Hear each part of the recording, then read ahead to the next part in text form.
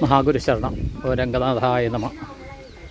ഞാൻ ശ്രീരംഗം ക്ഷേത്രത്തിലുള്ള ദർശനം കഴിഞ്ഞു, മംഗലാരതി ദർശനം കഴിഞ്ഞ് തൊഴുത് ഇനി പുറത്തേക്ക് പോവുകയാണ്. അപ്പോൾ തിരുവണ്ണാമലയിൽ നിന്ന് പുറപ്പെടുമ്പോൾ നാമക്കൽ പോകാം എന്നാണ് പ്ലാനിട്ടത്. പക്ഷെ കുറച്ച് യാത്ര ചെയ്തപ്പോൾ നാമക്കൽ എത്ര മണി വരെയും ക്ഷേത്രം ഓപ്പൺ ആണെന്ന് നോക്കിയപ്പോൾ 1:30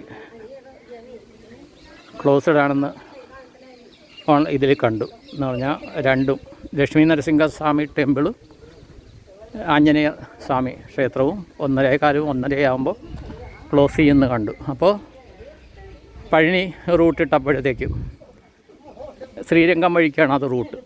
അപ്പോൾ അങ്ങനെ ആയപ്പോൾ ശ്രീരംഗം കയറാം എന്ന് വിചാരിച്ചു. ശ്രീരംഗ ക്ഷേത്രം അപ്പോൾ ഇന്ന് വ്യാഴാഴ്ചയായിട്ട് ഇവിടെ കയറാൻ സാധിച്ചു. ശ്രീരംഗം ക്ഷേത്രത്തിൽ വൈകിട്ട് 2:30 അവിടെ മംഗളാരതി എന്ന് പറഞ്ഞിട്ട്, മംഗളാരതിയുടെ സമയത്ത് അവർ ദർശനമൊക്കെ ക്ലോസ് ചെയ്യും. പക്ഷേ പെർ ഹെഡ് 500 രൂപ കൊടുത്തു കഴിഞ്ഞാൽ മംഗളാരതി സമയത്ത് അവിടെ ഇരുത്തും.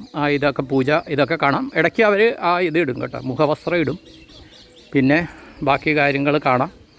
അത് കഴിഞ്ഞിട്ട് ആരതി തൊഴുത് അകത്ത് ശ്രീകോവിലിൻ്റെ അകത്ത് കാണുന്നവരെയും ഭയങ്കര വൈബാണ്.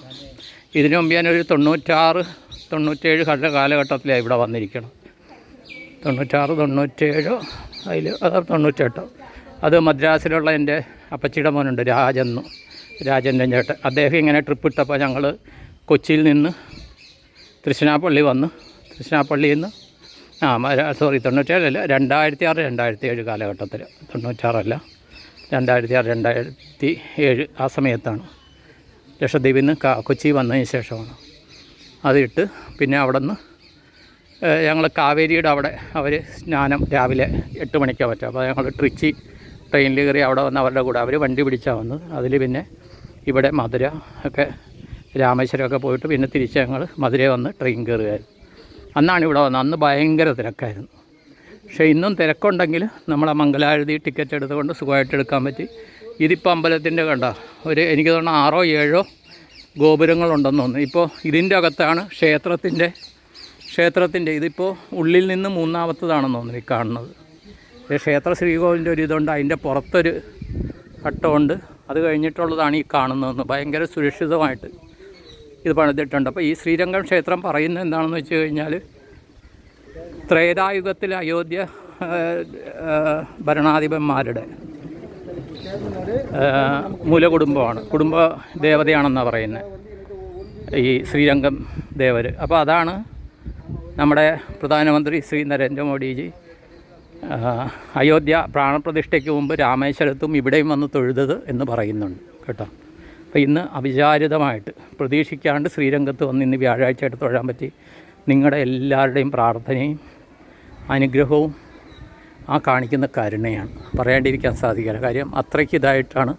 നല്ല ദർശനമായിരുന്നു. അവിടെ ഒരു അരമണിക്കൂറോളം അവിടെ നടയിലിരുന്ന് ആ ചടങ്ങുകളൊക്കെ കണ്ട് പ്രസാദത്തിനുള്ള സാധനങ്ങൾ അകത്തേക്ക് കൊണ്ടുപോകുന്നു. പിന്നെ അവിടെ തന്നെ ബീൻസ് അങ്ങനെ കുറച്ച് സാധനങ്ങളിട്ട് നേരിക്കും.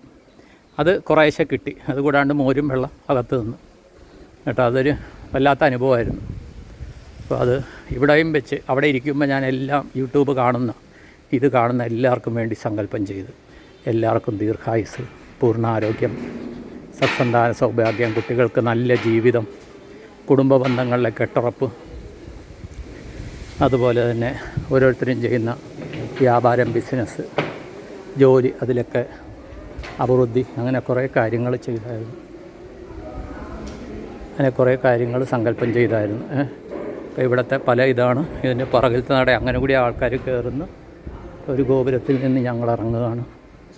ഇത്രയും പറഞ്ഞുകൊണ്ട് നിർത്തും. എല്ലാവർക്കും എല്ലാ നന്മകളും വരട്ടെ എന്ന് പ്രാർത്ഥിച്ച് സങ്കല്പം ചെയ്തുകൊണ്ട് നിങ്ങളുടെ സ്വന്തം Srinivasa prior the best. All thank you all.